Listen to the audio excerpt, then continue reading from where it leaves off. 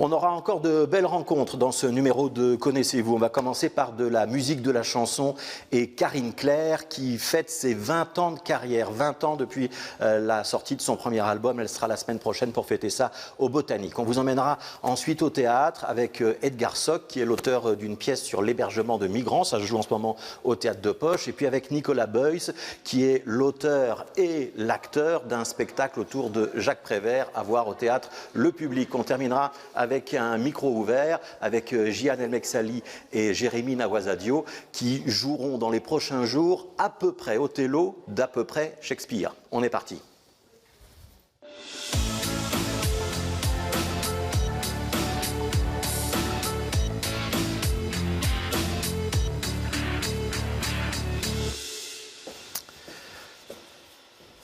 Bonjour Karine Claire. Bonjour. C'est un joyeux anniversaire? Oui, oui, tout à fait, je pense. Ouais, on va parler d'un anniversaire avec vous. Oui. Ouais. Mais de quel anniversaire? Votre anniversaire ou l'anniversaire de votre premier album? Peut-être, ouais. Ouais. C'était il y a combien de temps? Oh, c'était il y a 20 ans? Il y a 20 ans. Ouais. 20 ans, oui, 20 ans. Est-ce que ça conditionne toute la suite à un premier album? Oui, bien sûr. Ça conditionne la suite et puis le premier album, c'est l'adolescence. Et donc, voilà, après, il faut grandir. Ouais. On peut être un éternel adolescent ou ça passe? Oh, je crois que beaucoup d'artistes restent des éternels adolescents, oui. À l'intérieur, en tout cas. Ouais. Vous avez envie de vous asseoir? Oui, j'ai envie de m'asseoir. Vous pouvez prendre la place sur la banquette la plus à gauche, à côté de... Ici? Oui, à côté de votre album, justement. Okay. Le premier album, c'était Femme X. C'était il y a 20 ans. C'était à la collaboration avec Miossec. C'est une période dont vous avez un souvenir heureux? Oui. Bah, c'était avec Guillaume Jouan, qui travaillait avec Miossec. Ça a été une rencontre artistique assez importante dans ma vie et qui a fait qu'au départ, moi j'étais comédienne. Et puis j'ai rencontré ce musicien et il y a eu une sorte de coup de foudre artistique. Et je me suis rendu compte que, parce que j'écrivais déjà à l'époque, que grâce à l'écriture et à la musique, j'allais pouvoir interpréter les rôles que sans doute on ne me donnerait jamais au théâtre. Donc ça a été important pour moi, oui, parce que ça m'a permis de dessiner un parcours personnel, un parcours artistique personnel. Ouais. Donc il y a 4 albums déjà au compteur. Il y aura un concert la semaine prochaine, d'abord au Botanique et ensuite à Louvain-la-Neuve à la ferme du Biérot. Vous allez enregistrer un live, hein, c'est ça? Oui, tout à fait. Ce sera donc le 5e album sous votre nom, parce qu'il y a eu d'autres projets mais qui n'étaient pas sous le nom de Karine Claire. Oui, disons que j'ai sorti donc 3 albums et puis j'ai fait une pause de 10 ans de moi-même parce que j'ai fait une grosse crise de quarantaine. Donc je suis devenue brune, j'ai fait du punk rock, et puis j'ai fait un projet pour enfants pour me calmer un peu. Et je suis revenue en 2018 avec La Boîte de Pandore, qui a été réalisée avec Emmanuel Delcourt, qui réalise ici l'entièreté des arrangements du 5e album live qu'on va enregistrer la semaine prochaine. Voilà, Emmanuel Delcourt, il joue à la fois des claviers et de la guitare. On va regarder la pochette du premier album, si vous voulez bien. Ouais. Elle va s'afficher en face de vous. Ça, c'est pour l'instant, voilà. Karine Claire, enfin, il y a un côté Nirvana dans cette pochette. Cette pochette a eu un prix et je ne le savais même pas. On l'a appris, elle a gagné le prix de la meilleure pochette d'album au Midem à Cannes. C'est Phil Van Duynen qui l'a réalisé. Et oui, il y a un côté Nirvana. C'était dans une piscine à Uccle. Et on a travaillé, il a travaillé avec de l'encre. Et tout le livret est magnifique. C'est vraiment un petit objet d'art. Voilà, et alors on prend la pochette suivante, ça c'est le dernier album. Il est à côté de vous sur la banquette, je pense. Oui, alors il a un cadre blanc autour. Et ici, alors la boîte de Pandore, en fait, c'est une ancienne boîte à couture de mon arrière-grand-mère. Qu'on a intégrée, vraiment, je trouvais que c'était plus symbolique. Et c'est François Mercier qui a fait toutes les photos.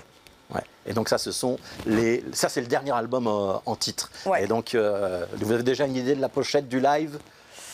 Oui, j'ai déjà des idées, ouais. Mais je ne vais pas vous les dévoiler. Donc on n'aura pas de scoop ce matin. On ne va pas parler que de musique, on va aussi en écouter, si vous voulez bien, Karine Claire. Je vous propose qu'on regarde un petit peu ce à quoi ça ressemble aujourd'hui, en 2022, ou peut-être dans les mois qui ont précédé ou dans les mois qui vont venir, un concert de Karine Claire. Petit extrait de quelques morceaux. Pourquoi on vit? Pourquoi ici et pas là-bas? Pourquoi aime-t-on? Fille ou garçon, a-t-on le choix? Pourquoi depuis je pense à toi, je ne pense qu'à toi? La tête pleine de pourquoi, le hasard tu y crois? Pourquoi on a tous du mal à changer de refrain? Pourquoi le verre à moitié vide et pas à moitié plein? Pourquoi ce qui arrive n'est pas ce qu'on attend? Pourquoi la peur nous empêche trop souvent de vivre autrement? Pourquoi l'amour, on se brouille, on se fuit, que nos vies se ressemblent? On se brouille, on se fuit, qu'un hasard nous rassemble. On s'approche, on sourit et la main touche la main. Et nous nous souvenons que nous marchions ensemble. Que l'âme est immortelle et qu'hier c'est demain. Oui, l'âme est immortelle et hier c'est demain.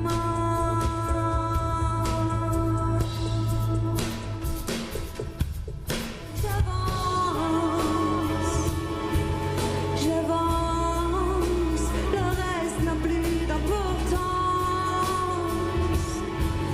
J'avance vers une autre existence. J'avance, Karine Claire. Quand on est à 20 ans de carrière, on se dit toujours j'avance, il faut que je continue à avancer. Oui, oui, bien sûr. Et c'est peut-être ça le plus difficile, c'est de se dire, voilà, finalement, si j'arrête, c'est comme ça. Et là, le moteur, ça doit être moi, ça doit venir de nous. Et je crois qu'en tant qu'artiste, c'est ça, c'est de tenir sur le long terme. C'est ça le plus difficile. C'est pas d'être découvert et de commencer. En tout cas, dans des disciplines où on porte vraiment son projet. Et donc, c'est d'arriver à tenir, à mûrir et à accepter de vieillir. Et puis surtout, à continuer à s'imposer et à aller chercher son public. Ouais. Ouais. On va revenir tout à l'heure sur l'inspiration, mais ce qu'on vient de voir en concert, ça ressemble à ce qu'on verra la semaine prochaine. C'est le 22 novembre au Botanique. Alors ça, ce sont les images donc, de la boîte de Pandore. Donc ici, au niveau de l'équipe, il y a Emmanuel Delcourt donc, à la guitare qui sera là. Alors, je ne sais pas s'il aura la même veste. Le batteur Mathieu Catala, qui travaillait, enfin, qui fait partie du groupe Buddy Murphy, dont j'ai la chance qui m'accompagne à la batterie. Alors, ce ne sera pas Lisa Van de Voorde, mais Gabriel Sesboué à la basse. Et alors, on aura un quatuor à cordes. Donc là, c'est vraiment quelque chose qui est différent. C'est qu'on va réarranger 20 morceaux, donc entre mon premier et mon dernier album, avec des cordes. Et donc... et puis, bien sûr, il y aura quelques guests. Donc, il y aura des surprises. Ouais, ça va être. Il y a beaucoup de relief, en fait, dans le set. On ne va pas tout dire maintenant. Je vous propose qu'on voit un deuxième extrait. On va regarder Les Petites Errances. C'est un morceau qui date de quelle époque, Les Petites Errances? Alors, le morceau, en fait, est sorti donc, en 2002. Il est passé beaucoup en radio. À l'époque, c'était Radio. C'était votre premier tube. Oui, voilà. C'était bon. C'est vraiment mon tube, on va dire. Non, mais mon premier. Et il passait beaucoup sur Radio 21. Et alors, en fait, on l'a ressorti maintenant ici en 2022. Et pour la petite histoire, j'ai demandé à mon fils, je lui ai donné carte blanche. Je lui ai dit, voilà, j'ai besoin de faire un clip pour ce morceau qui a été réarrangé. Donc, tu peux faire ce que tu veux. Et donc, c'est lui, le réalisateur, votre fils. Et pour la petite histoire... Maxence Alouin.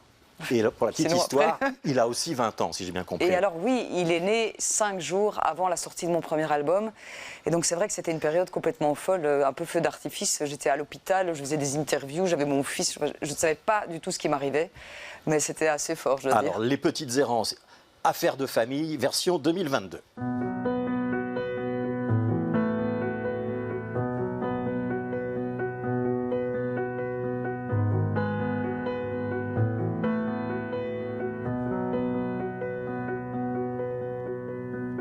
Sillonner les trottoirs dans un sens, puis dans l'autre. Parce qu'on se sent dérisoire, qu'on cherche un exutoire, ça n'arrive pas qu'aux autres.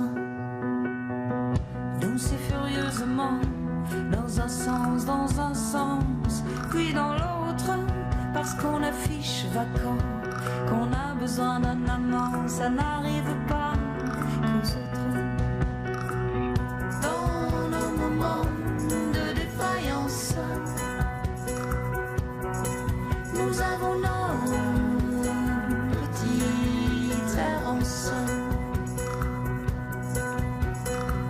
Se débattre dans son lit, dans un sens, puis dans l'autre, parce qu'on a peur la nuit de ce qui ressurgit, ça n'arrive pas qu'aux autres. Se faire une porte vitrée d'un violent coup de pied, parce qu'il faut que ça sorte, si ça saigne, peu importe. Dans nos moments de défaillance, nous avons nos petites errances. Dans nos moments de défaillance, nous avons nos petites errances. Boire des litres de blanc dans un sens, puis dans l'autre, pour briser ce carton. Voilà, les petites errances, la version 2022. Pourquoi ce masque, Karine Claire? Ah, sans doute. D'ailleurs, je précise, ces masques ont été peints par ma fille Rose, donc c'est vraiment une affaire de famille.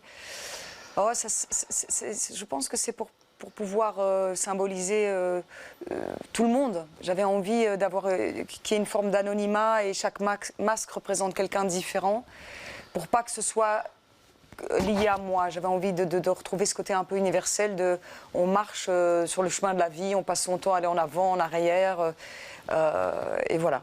Oui, c'était ça, l'explication symbolique. Oui. Alors, les paroles sont les mêmes que lors de la sortie du titre, mais l'univers musical fait que ça change complètement la perception de la chanson. On est dans quelque chose de doux, nostalgique, introspectif, alors qu'on était dans la colère. Non, on n'était pas dans la colère, mais on était dans un côté plus... Enfin voilà, j'avais 30 ans, il y avait un truc plus revendicatif, un peu rock, un peu... Ouais. Vous savez quoi? On va voir à quoi ça ressemblait il y a 20 ans, le même texte dans un contexte différent. Ouais. Danser furieusement, dans un sens, puis dans l'autre, parce qu'on affiche vacant, qu'on a besoin d'un amant, ça n'arrive pas qu'aux autres. Dans nos moments de défaillance, nous avons nos... Allez, vous êtes d'accord que ça n'a rien à voir? Non, ça n'a rien à voir. Ça n'a rien à voir. Ouais. Vous préférez quelle version? Et vous-même, vous préférez à quelle époque? Oh là là, je ne sais pas dire ça. Moi, je suis pas tellement à regretter ou à... J'aime bien chaque époque et la nostalgie que j'ai aujourd'hui, ça amène aussi une tendresse, un regard sur le passé, quelque chose de plus doux, ce qui n'empêche pas qu'il y ait des morceaux où je sois très en colère encore, mais différemment. Là, j'étais plus naïve et en même temps... Enfin voilà, j'avais 30 ans, quoi. Ouais. Quand on regarde 20 ans de carrière, est-ce qu'il y a des choses où on se dit « ça, j'aurais vraiment pas dû le faire » ou « ça, je suis très contente de l'avoir fait et ça, j'aurais dû le faire autrement » Oui, d'office, mais en même temps, je suis assez au calme avec moi-même. Enfin voilà, il y a des choix pas bons que j'ai faits, mais je sais pourquoi je les ai faits. Enfin voilà, je ne savais pas faire autrement. Bon, il y a quelque chose que je ferais peut-être différemment, mais par contre... J'ai jamais fait de grands compromis. Enfin, j'en ai fait une fois un, ça m'a coûté d'ailleurs, ça m'a coûté, voilà, je vais rentrer dans les détails. Mais après, j'ai vraiment fait attention à suivre mon parcours et ça, je dois dire qu'au bout de 20 ans, je suis assez fière d'être toujours là et d'être restée sur des chemins buissonniers et d'avoir continué à dire ce que je voulais dire sans vouloir à tout prix faire des singles ou... Voilà, ça, je suis fière de ça quand même, je dois bien dire. Vous maîtrisez tout de votre travail, Karine Claire? Votre image, la production, l'inspiration qui vient ou qui ne vient pas? Oui, quand même. Ben, alors, mes 2 premiers albums, c'est Guillaume qui faisait la musique. Et puis, à partir du 3e, j'ai commencé à composer. Et au niveau de l'image, etc., oui, c'est vrai qu'en fait, c'est un peu moi le big boss. Ça, c'est le truc sympa. Mais après, pas sympa à d'autres moments, parce que parfois, j'aimerais bien être prise un peu en charge. Mais en même temps, c'est passionnant, parce que du coup, ça me permet d'aller où j'ai envie. Là où j'ai envie d'aller, de chercher. Donc, oui. Est-ce que vous avez le sentiment de vieillir dans ce métier ou pas? Alors, je sens que j'ai plus d'expérience. Il faut quand même bien dire qu'au départ, je n'étais pas chanteuse. Et quand j'ai rencontré Guillaume, il m'a interdit de prendre des cours de chant. Donc tout mon premier album, mes premiers concerts, voilà, heureusement j'étais comédienne, j'avais quand même une formation scénique. Mais ça a été un apprentissage, parfois un peu douloureux. Et aujourd'hui, je suis en paix avec ça. Et puis en plus, à partir de mon 3e album, je me suis mis à composer. Et donc j'ai oublié entre-temps la question, c'est grave. Non, je vous demandais si dans ce métier on vieillissait. Je vais vous poser une autre question. Est-ce qu'être une femme dans ce métier c'est difficile? Et est-ce qu'aujourd'hui vous vous diriez chanteuse féministe?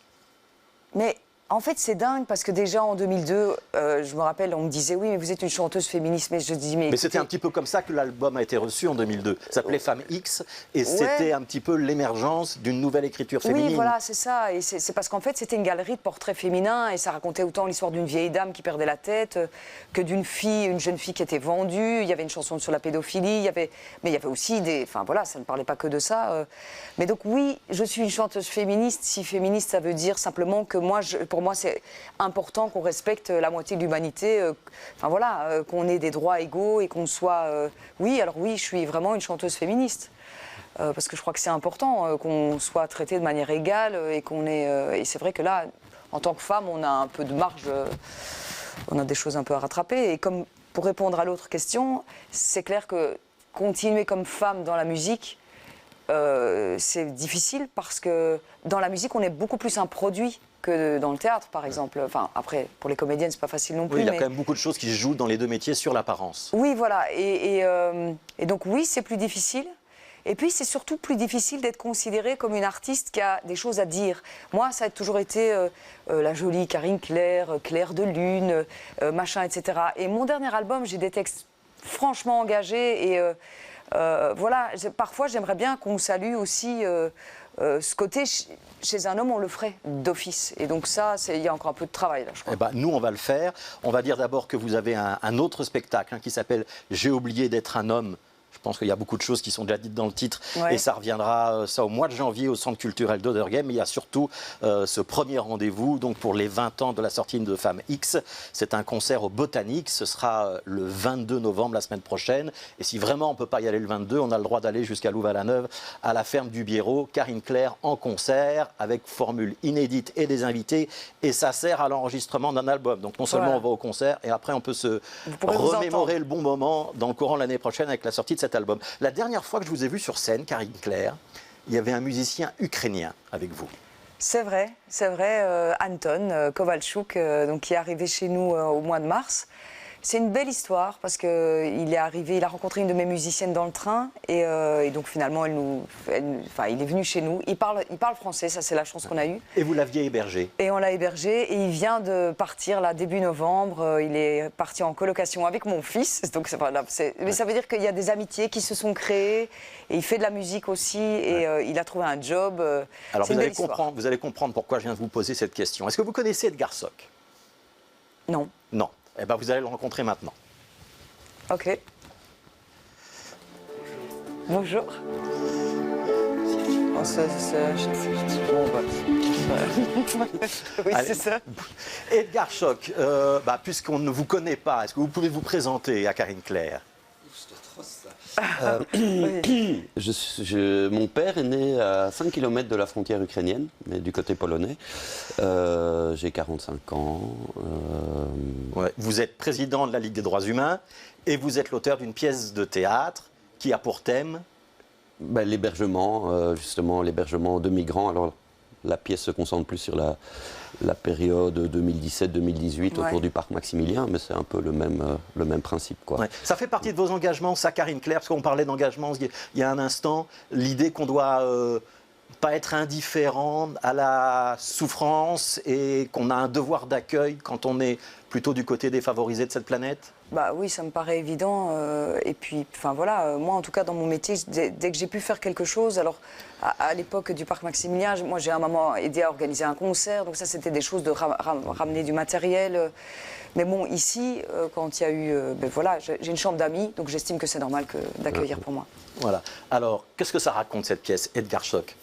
Ça raconte pas grand-chose, ou alors un millier de toutes petites choses, disons que ce sont des témoignages d'hébergeurs. C'est un choix un peu, peut-être pas douloureux, mais difficile à faire au moment de raconter ce qui s'est passé, de ne parler que des hébergeurs, mais je me sentais pas compétent, on va dire, ou pas légitime pour parler au nom des hébergés, alors qu'au nom des hébergeurs, ça je peux le faire, j'ai été hébergeur.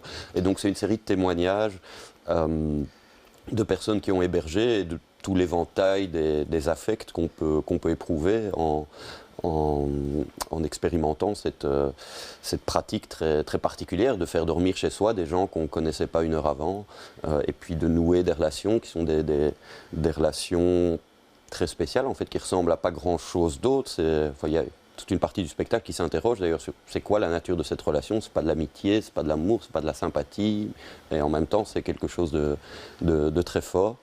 Et donc voilà, il y a une vingtaine, je sais pas comment le dire, une vingtaine de scénettes qui sont jouées par 5 comédiens et qui essayent de couvrir un peu toute la gamme des expériences en se concentrant plutôt sur le positif. Mais il faut dire que la plateforme citoyenne, qui a été le premier opérateur hôtelier en Belgique en 2018, a fait en sorte qu'il y ait des dizaines de milliers de nuitées qui soient effectuées avec très très peu de problèmes. Est-ce qu'on peut être fier de ce passage de notre histoire contemporaine, Edgar Schoch?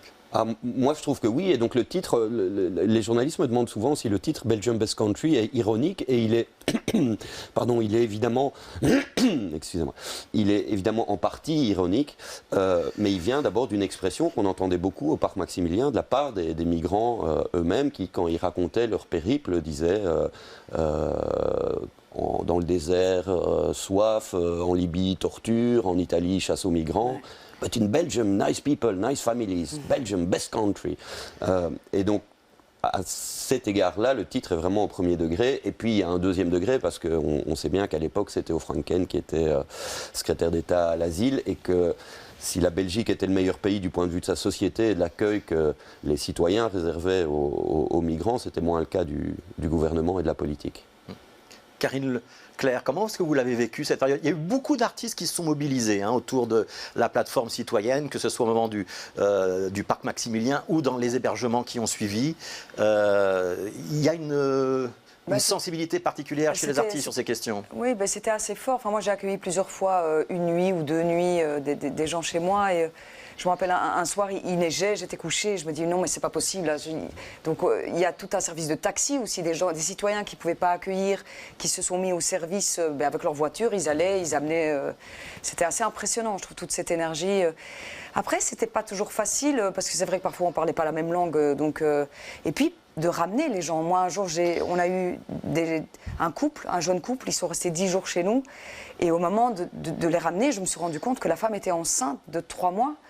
Et je devais les ramener, mais c'était horrible. Parce que c'est vrai que tout d'un coup, on est confronté vraiment à leur parcours. Quand ils racontent tout ce qu'ils ont vécu, on se dit, mais qu'est-ce qu'on a le cul dans le beurre? Enfin, excusez-moi, ici, mais je veux dire, et là, tout d'un coup, on se dit, c'est vraiment une goutte d'eau dans la mer, ce qu'on fait, mais c'est important. Quelque chose que j'aborde beaucoup dans le spectacle, c'est cette question de la limite, quoi. Comment on fait pour ne pas se noyer dans cet accueil, parce qu'on se rend vite compte que ce qu'on fait est très peu par rapport à ce qu'on pourrait faire, mais qu'en même temps, on a parfois besoin d'être chez soi sans invité, etc.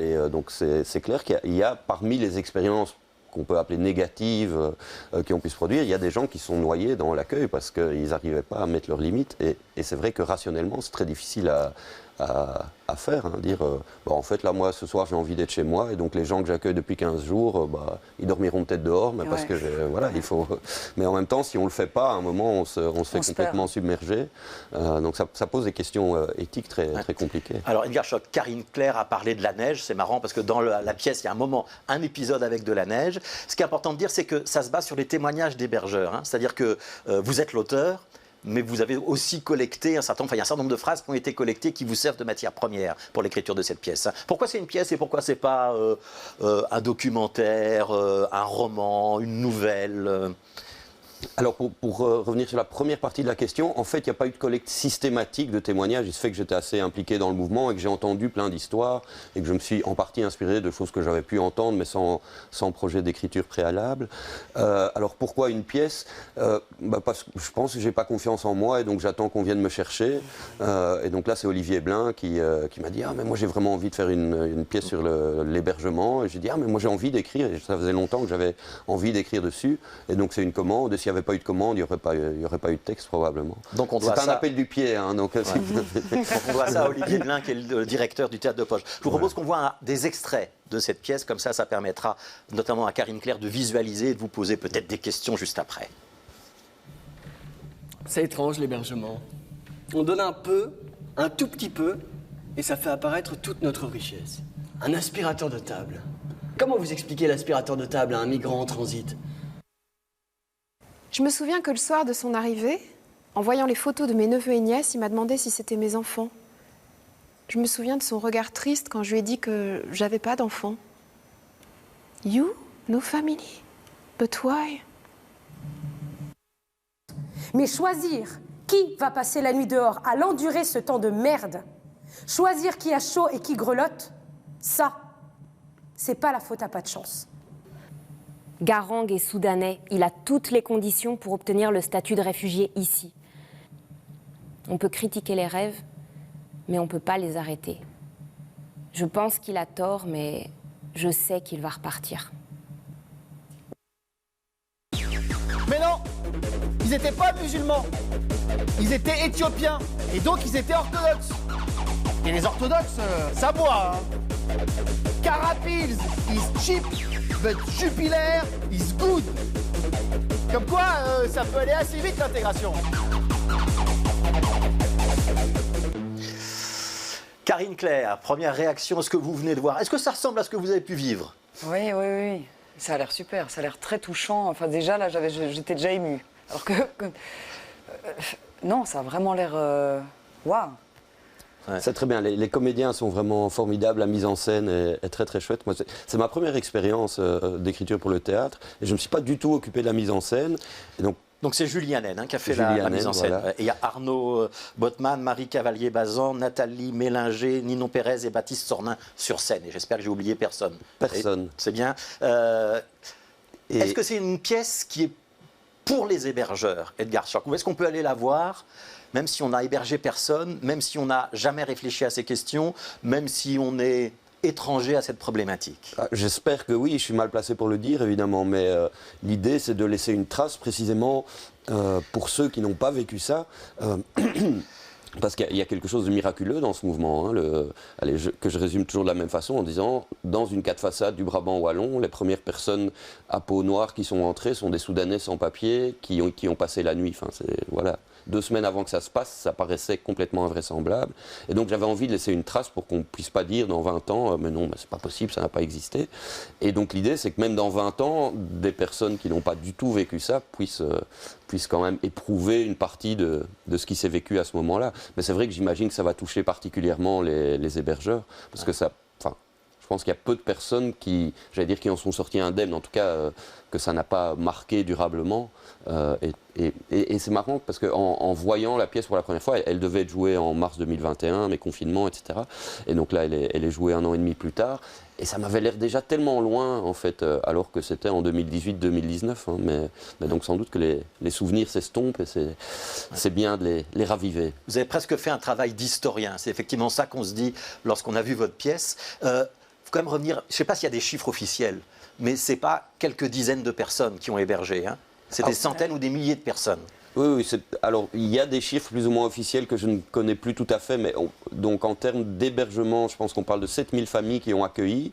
Comme le disait Karine, il y a tous les chauffeurs donc, qui ont amené les personnes hébergées dans les hébergements. Puis il y a des gens qui faisaient la cuisine, etc. Et donc au total, on parle d'un mouvement de 40 000 personnes. Quoi. Donc c'est quand même énorme. Oui, c'est tout à fait massif.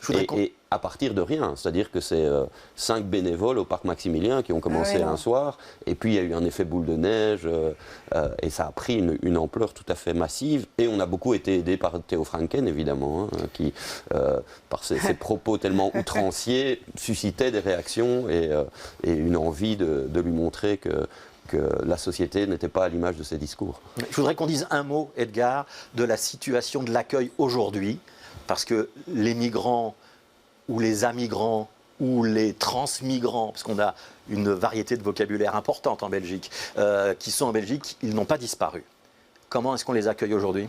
Non, mais alors, d'une certaine façon, la situation est pire, parce que la situation qu'on connaît aujourd'hui, c'est une situation de personnes qui demandent l'asile et qui ont donc un droit, en droit international, à voir d'abord leur demande enregistrée et puis à être accueillis dans des centres. Ce qui est une situation un peu différente de celle dont parle la pièce. Parce que dans la pièce, ce sont des gens qui vont vers l'Angleterre. Ils ne souhaitent pas rester en Belgique pour la plupart. Ils ne demandent pas l'asile et donc il n'y a pas d'obligation de la Belgique de les héberger, etc. C'est une situation un peu floue en termes juridiques. Ici, la Belgique a été condamnée maintenant à 7000 reprises en un an parce que des personnes qui demandent l'asile soit voient leur demande ne pas être enregistrée, soit une fois que la demande est enregistrée, ne sont pas hébergés comme ils y ont droit. Donc là, on est dans... hier... jeudi, la Belgique a été condamnée à 148 reprises par la Cour européenne des droits de l'homme. Donc on est dans une situation où vraiment l'État belge s'assied sur des décisions de justice et au fond l'exécutif, le gouvernement dit « Ah oui, le juge décide quelque chose, mais je suis condamné, mais ça ne me concerne pas ». Donc on en est même à devoir exécuter des astreintes maintenant. On va envoyer des huissiers chez Fait d'Asile, mais notre but n'est évidemment pas d'empêcher Fait d'Asile de faire son travail. Je trouve que c'est indépendamment de ce qu'on peut penser des politiques migratoires, de l'accueil qu'il faut réserver ou pas aux migrants, le fait qu'il y ait un tel déni d'état de droit et que le gouvernement s'assoit aussi facilement sur des décisions de justice devrait mobiliser, je pense, l'ensemble des citoyens. Voilà, et on rappelle que au-delà d'être auteur d'une pièce de théâtre, vous êtes aussi le président de la Ligue des droits humains. La pièce, elle s'appelle Belgium Best Country. C'est au Théâtre de Poche, texte donc d'Edgar Schock, et c'est jusqu'au 26 novembre. Tardez pas à réserver parce qu'il n'y a déjà plus beaucoup de place. Mais donc, c'est à voir. Karine Claire, vous irez la voir, cette pièce ? Ben, j'espère, mais c'est vrai que là, c'est un peu rush. Là, pour le moment, c'est un peu chaud. Entre les répétitions et les concerts, il va falloir bien viser. Une scolaire. Bon, on espère qu'il y aura des prolongations, une tournée peut-être dans d'autres salles après. On va accueillir un autre homme de théâtre, c'est un comédien. Cette fois-ci, je ne vais pas vous demander si vous le connaissez, parce que je sais que vous le connaissez. Est-ce que vous pouvez dire son nom, Karine Claire ? Alors, c'est Nicolas Beuys qui va nous rejoindre tout de suite. Bonjour. Bonjour. Tu as bien vieilli. Merci, Nico. C'est ici que je vais m'asseoir. Vous connaissez de longue date, hein, vous avez étudié ensemble, c'est ça ? On a étudié au Conservatoire Royal de Liège, oui. On avait eu notre formation, c'était ma grande amie, enfin c'est toujours ma grande amie de cours. On a fait notre premier prix ensemble en 98 sur Pinthésilée de Kleist. Ouais. Il faisait Achille et moi je faisais Pinthésilée. Ce qu'on appelle un contre-emploi dans les écoles de théâtre, pour bien apprendre. Nicolas Beuys, est-ce que vous regrettez qu'elle ait tourné en partie le dos au théâtre pour faire de la chanson, Karine Claire ? Un peu, oui. Mais par contre, je suis son premier fan, je pense, en tant que chanteuse. Elle a fait d'ailleurs son premier concert à Namur, dans la grange de mes parents, son tout premier concert. Après, on se retrouve, elle n'a pas complètement décroché. Hein, je pense qu'on va la retrouver vite. Non. Il y aura peut-être des projets, on en parlera une autre fois. Oui. Je voudrais qu'on explique ce que vous faites sur ce plateau. Nicolas Beuys, on peut vous appeler Jacques. On peut vous appeler Jacques ? Oui, appelez-moi Jacques, monsieur Jacques, oui, tout à fait. Bonjour Jacques. Bonjour. Ouais. Ça commence comme ça d'ailleurs. Bonjour Jacques.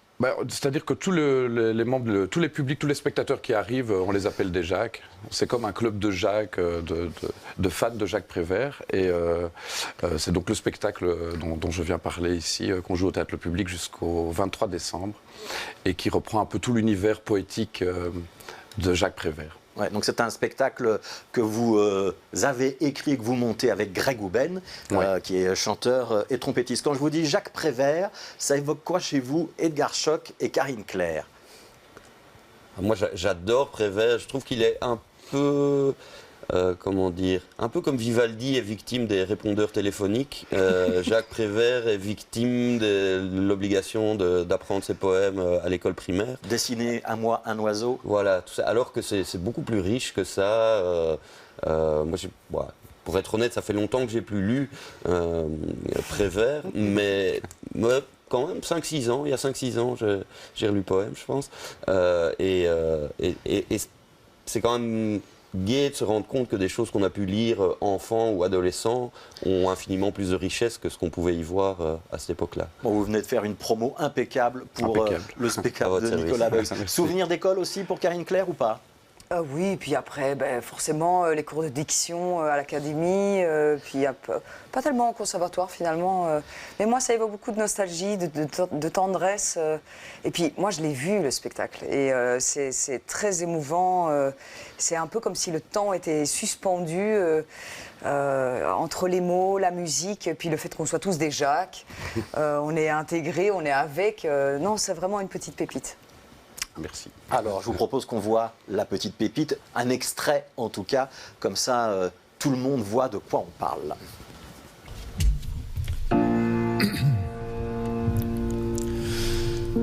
Dans ma maison, vous viendrez. D'ailleurs, ce n'est pas ma maison. Je ne sais pas qui elle est. Je suis rentré comme ça un jour. Il n'y avait personne, seulement des piments rouges accrochés au mur blanc. Je suis resté longtemps dans cette maison. Personne n'est venu. Et tous les jours,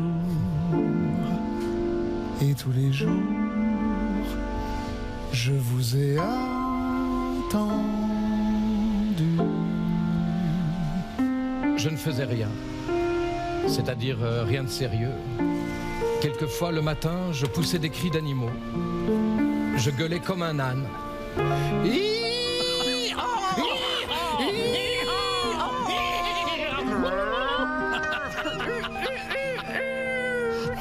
De toutes mes forces, et ça me faisait plaisir. Et puis je jouais avec mes pieds. C'est très intelligent, les pieds.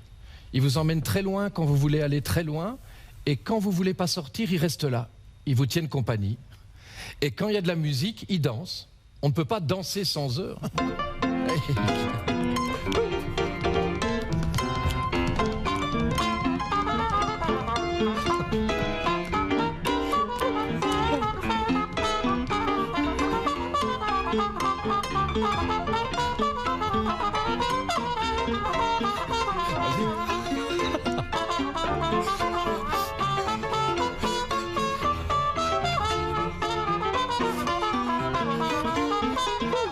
C'est très intelligent, les pieds. Nicolas Beuys, dans ce spectacle, qu'est-ce qui est de Jacques Prévert? Qu'est-ce qui est de Nicolas Beuys ou de Greg Houben? Je dirais que l'univers de Jacques Prévert est un univers qui nous ressemble à Greg et moi, donc je pense qu'on a mélangé un petit peu tout ça et les textes sont merveilleux en fait. Il y a une douceur dans cet homme. Cet homme m'a profondément touché depuis que je suis assez petit.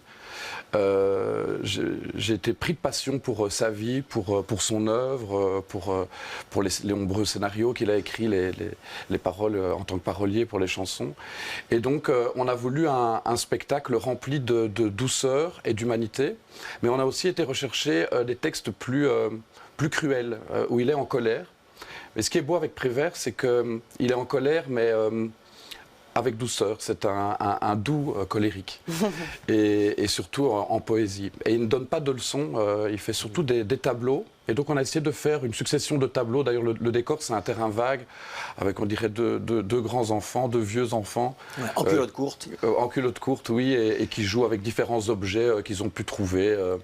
Et chaque objet, en fait, on l'attribue à un texte de Jacques. Et puis on a la chance d'avoir Greg, qui est un musicien et qui a une voix d'une douceur totalement incroyable, stupéfiante, je trouve. Et puis il y a Mathieu Vann aussi au piano. Ouais. Alors, essentiellement, ce sont les textes de Prévert. Il y a un petit peu d'improvisation aussi, notamment dans le début, hein, vous vous amusez. On s'amuse beaucoup, mais on accueille les gens, en fait. On veut mettre tout le monde dans le club des Jags. On fait comme si c'était un club dans notre cabane.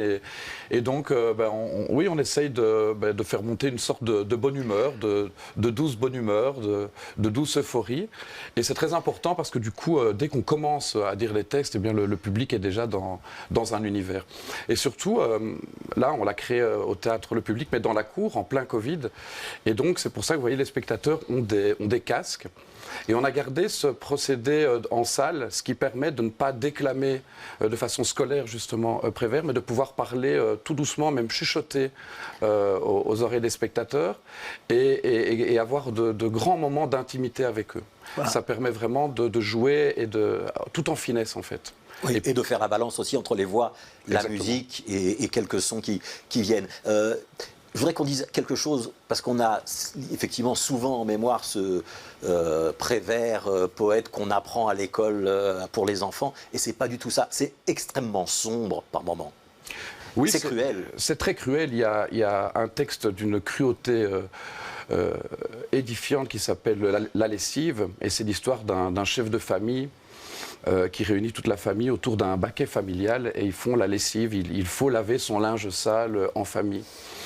Et c'est un texte magnifique où Prévert dénonçait bien avant l'heure déjà le patriarcat, en fait, hein, la puissance de cet homme, père de famille, qui en arrive à tuer, dans ce baquet familial, à tuer sa fille parce qu'elle est enceinte d'une personne dont on ne connaît pas le nom. Et il décide de la tuer, et l'enfant aussi. Ouais. Donc, dit comme ça, évidemment, ça paraît hyper lourd. Eh bien, le génie de Prévert, c'est d'arriver à nous parler de ça avec une poésie et une douceur. Enfin, et donc, ça fait un mélange qui lui appartient et qui est un mélange de vie, en fait, de choses très dures et très belles. Je trouve qu'il parle de la vie magnifiquement bien. Ça vous donne envie d'aller voir ce spectacle, Edgar Soc? Ah oui. En particulier cette histoire de lessive. Non, mais vraiment, c'est vrai que l'aspect cruel de Prévert, je le connais moins, mais j'imagine bien cette cruauté tendre. Vous qui l'avez vu, le spectacle, Karine Claire, qu'est-ce que vous diriez pour convaincre d'aller le voir?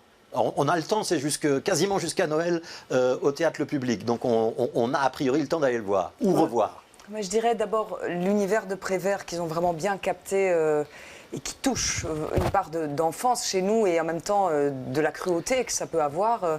Et puis, d'autre part, quand même, Nicolas Beuys, qui est un comédien, quand même, je trouve qu'il a un capital sympathie énorme et le public, enfin, on tombe amoureux, mais il y a un truc qui se passe très...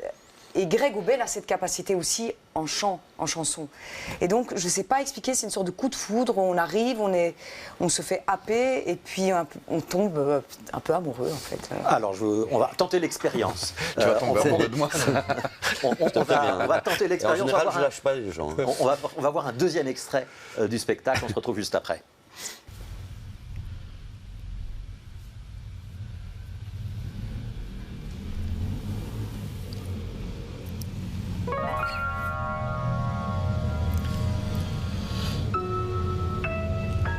Jacques, es-tu là?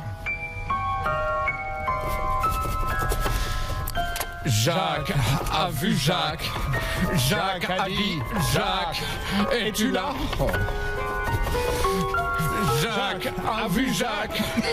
Jacques a dit Jacques, es-tu là?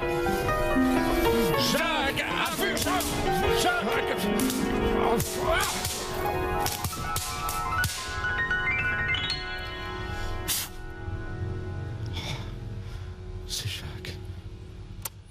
Là, je travaille, je fais un livre avec Picasso, pour Picasso. Je viens de faire un livre avec Miro, puis j'ai travaillé avec Brigitte Bardot. C'est bien agréable, tous les trois. C'est très bien. Jacques Prévert, dans un livre, il y a des images et du texte. Alors, dans ce livre avec Picasso, quelle est votre part, le texte? Oui, bien sûr. Parce que moi, pour dessiner, je crois que je suis doué comme un enfant de 4 ans qui n'aurait pas été doué encore. Je sais faire un bonhomme, puis une fleur. Mais c'est tout. Je suis Picasso, Alors il a fait des choses qui sont très belles. Voilà. C'est parfois cruel hein, de réécouter une interview. Quand on est un journaliste, on se dit qu'il y a parfois des questions plus intelligentes que d'autres. La séance de spiritisme, allez, c'est un peu grand guignol. Il faut ces moments un petit peu d'exutoire pour retomber après dans des textes qui sont plus sombres. Nicolas Boyce. Oui, aussi, c'est vrai que ça permet de détendre un peu. Et puis parce qu'on passe du rire aux larmes hein, dans le spectacle. Hein. Vraiment, et puis souvent c'est mélangé d'ailleurs. On pleure de rire pour pleurer tout court. Et puis surtout, c'est une sorte de plaine de jeu. Hein. C'est palissade d'enfants. Enfin, ça nous fait penser un peu à la guerre des boutons. Donc oui, on s'amuse, on fait du spiritisme, on fait plein de choses. Et puis surtout, il y a ce ce vieux deck cassette qu'on retrouve. C'est marrant parce qu'il y a beaucoup de jeunes qui viennent, mais à 10 ans, 12 ans, ils ne savent pas du tout ce que c'est un deck cassette. Donc on leur montre, on leur explique. Et ça nous permet d'entendre la vraie voix de Jacques Prévert à différents moments pendant le spectacle où on a été reprendre des archives. Et il a une voix d'une rondeur. Enfin voilà.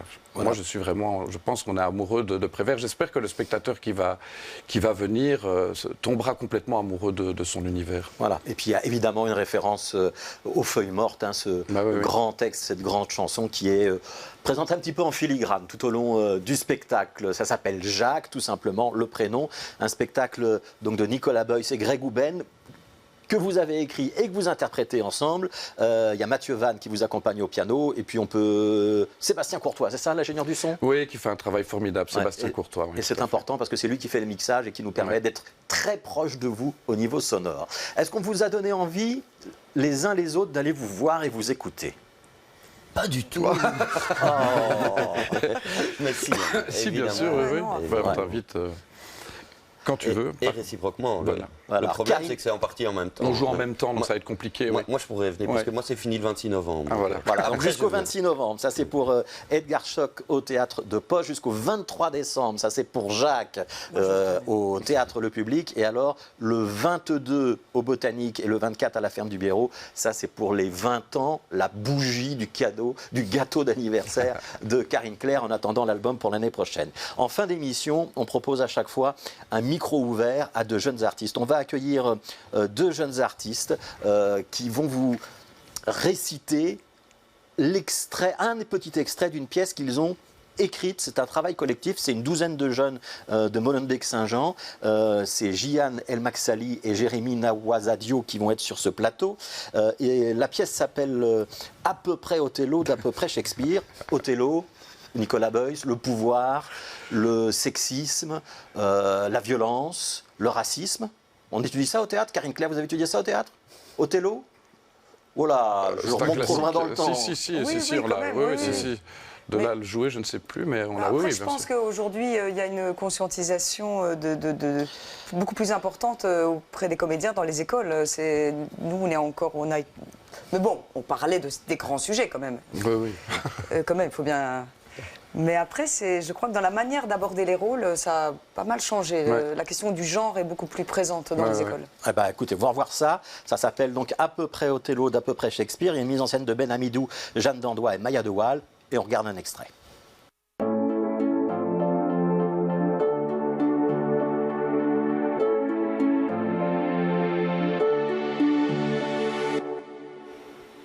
Qui est là? Othello? Oui, Desdémone. Voulez-vous venir au lit, monseigneur? Avez-vous prié ce soir, Desdémone? Oui, monseigneur. Si vous vous souvenez de quelques crimes que la grâce du ciel n'est pas encore absous, implorez-la vite. Hélas, monseigneur, que voulez-vous dire par là? Allons, faites et soyez brève. Je vais marcher en attendant. Je ne voudrais pas tuer ton âme sans qu'elle fût préparée. Non, le ciel m'en préserve. Je ne voudrais pas tuer ton âme. Vous parlez de tuer? Oui, j'en parle. Alors que le ciel ait pitié de moi. Amen, de tout mon cœur. Si vous parlez ainsi, j'espère que vous ne me tuerez pas. Et pourtant, j'ai peur de vous, car vous êtes fatal quand vos yeux roulent ainsi. Pourquoi aurais-je peur? Je l'ignore, puisque j'ignore ma faute. Cependant, je sens que j'ai peur. Pense à tes péchés. Ce sont les tendresses que j'ai pour vous. Oui, et c'est pour cela que tu meurs. C'est une mort contre nature que celle qui tue pour crime d'amour. Hélas, pourquoi rongez-vous ainsi votre lèvre inférieure? Quelque passion sanglante agite tout votre être. Ce sont de mauvais présages. Cependant, j'espère que ce n'est pas moi qu'il menace. Paix, et soyez calme. J'obéis.